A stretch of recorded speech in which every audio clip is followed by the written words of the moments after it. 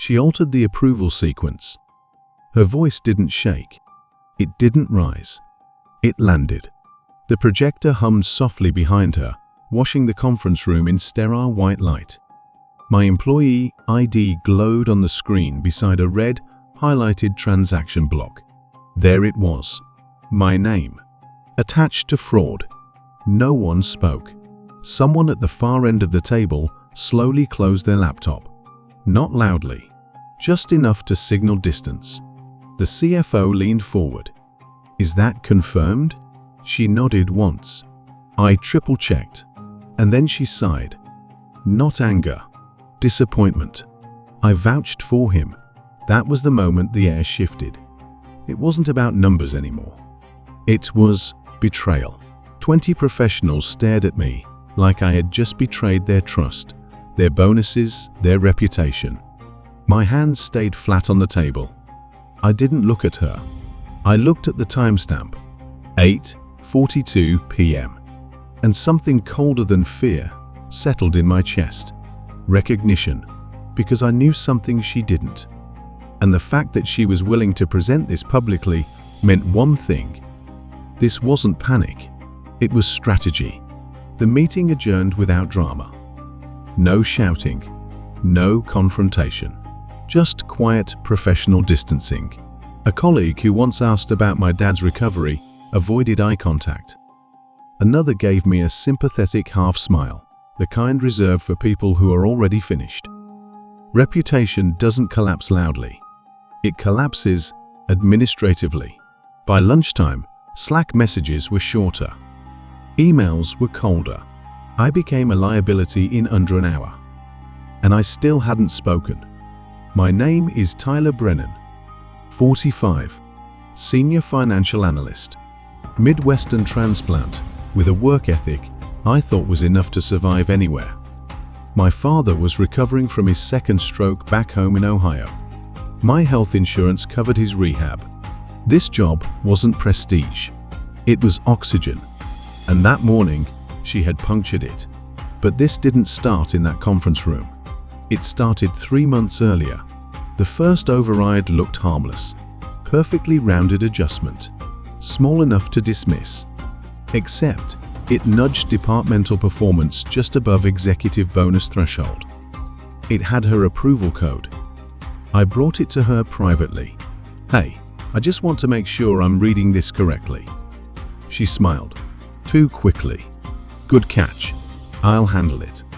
And then she changed the subject. That was the moment something shifted inside me. It wasn't what she said. It was what she avoided. I started reviewing prior quarters. Overrides appeared near compensation cycles. Small upward nudges. Never dramatic. Never reckless. Just enough.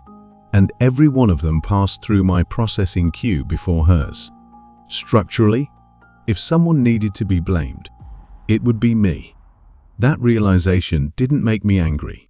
It made me careful. I began exporting nightly logs. Server timestamps. Override IDs. Approval chains. Not to expose her. To protect myself. There's a difference. I didn't tell anyone. I didn't confront her again. I simply built insulation. Over the next few weeks, she began correcting me publicly. Subtle things. Tyler's still refining his instincts. Let's make sure we double-check junior approvals. Green. Inexperienced. Fallible. She was planting narrative seeds long before the accusation. And I let her. Back to the conference room. Back to 8:42 p.m. She displayed my login as proof. What she didn't know. At 8:39 p.m. that night, I was 20 miles away. At St. Matthew's Hospital. Paying for parking. Visiting my father after his physical therapy session. I had the receipt in my desk drawer, but I didn't reach for it. Because timing matters. If I defended myself too early, she would adjust. If I stayed quiet, she would commit. And commitment is leverage. The next morning, my access permissions were temporarily reviewed. Not revoked. Reviewed. It was subtle intimidation. I responded the only way that protects you in environments like that. Flawless work. Precision. Calm. Silence unsettles people more than anger ever will. I walked into compliance voluntarily.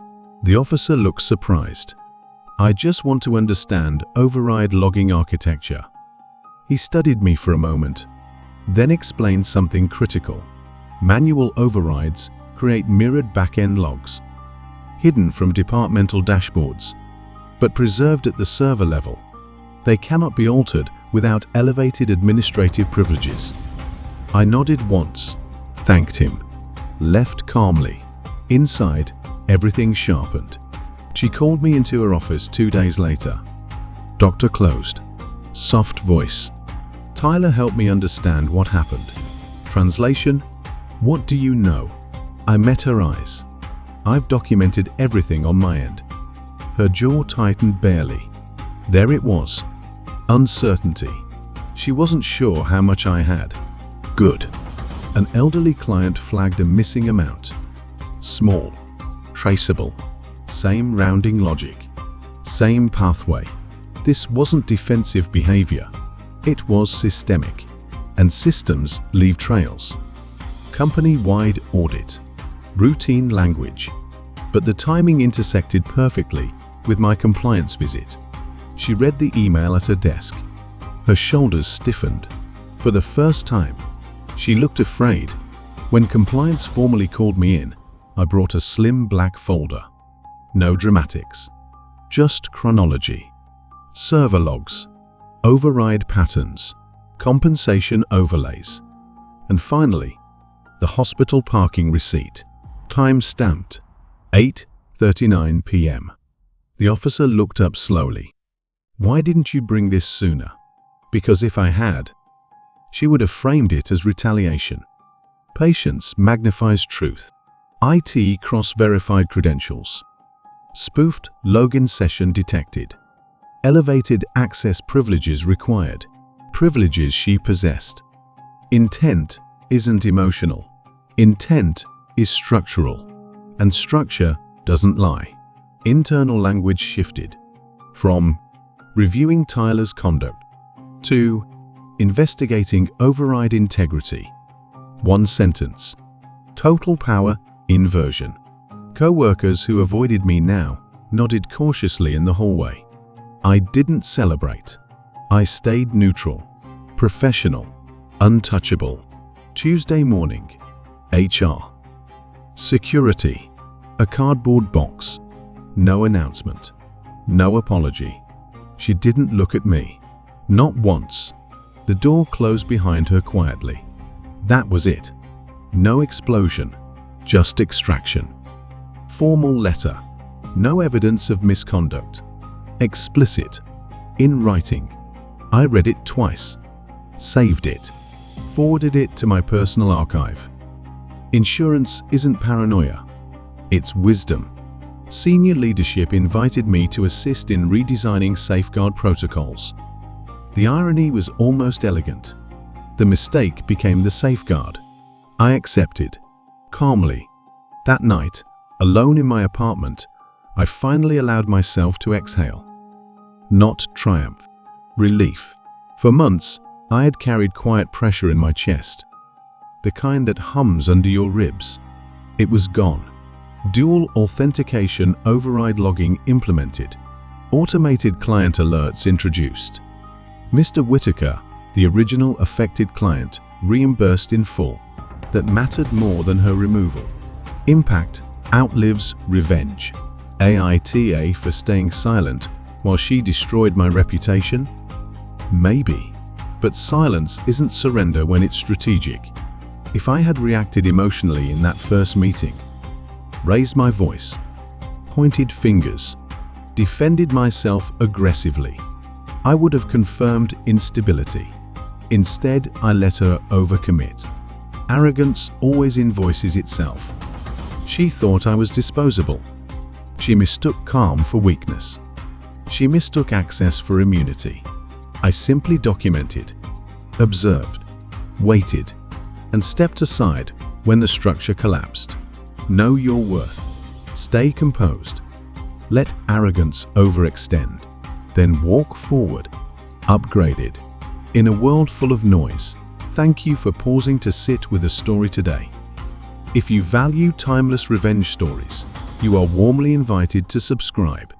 I look forward to sharing another revenge story by Emperor.